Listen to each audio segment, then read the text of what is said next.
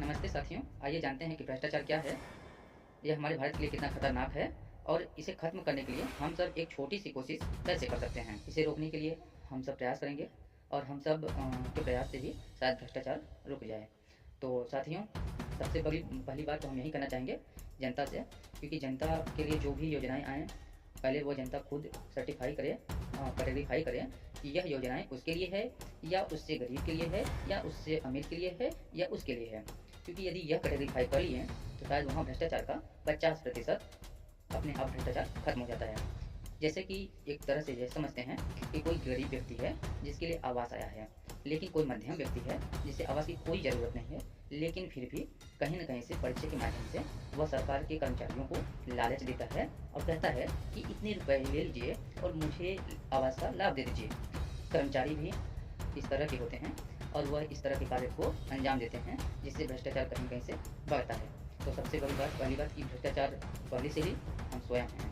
हम स्वयं यदि भ्रष्टाचार के खिलाफ जाएँ तो यह भ्रष्टाचार रुक सकता है। साथ ही साथ जो पात्र है जिसको नहीं मिल पाता है पे रुक जाते हैं। जैसे कि हमारे पास कुछ योजनाओं का लाभ मिलने वाला है और वह नहीं मिला, जबकि हमारा लिस्ट में नाम है, सब कुछ है, हम पात्र हैं, फिर भी हम कहीं न कहीं से किसी न किसी डर से या भ्रष्टाचार की डर से हम रुक जाते हैं।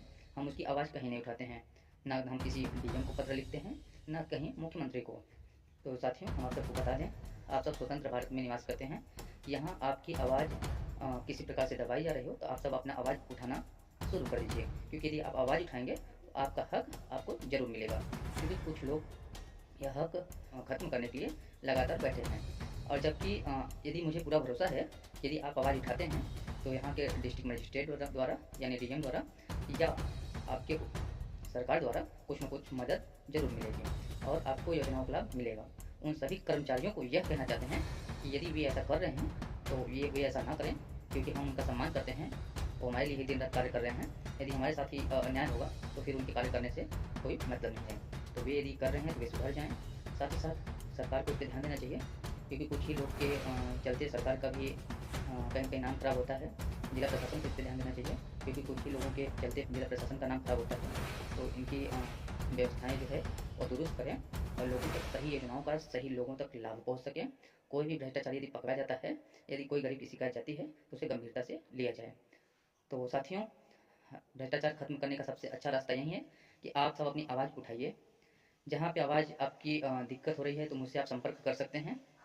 और उसके साथ साथ आपके पास भदोही ज़िले में और हमारे उत्तर प्रदेश सरकार हमारे साथ है, तो डरने की कोई बात नहीं है। आप आवाज़ उठाइए, यदि आप सत्य हैं तो आपका हक ज़रूर मिलेगा। तो साथियों, हमारे साथ जुड़िए। यदि कोई आपके साथ भ्रष्टाचार कर रहा है या भ्रष्टाचार के आप शिकार हुए हैं तो आप मुझे ज़रूर बताइए, हम आपके साथ हैं। और इसी के साथ अपने वीडियो को विराम देना चाहते हैं। धन्यवाद।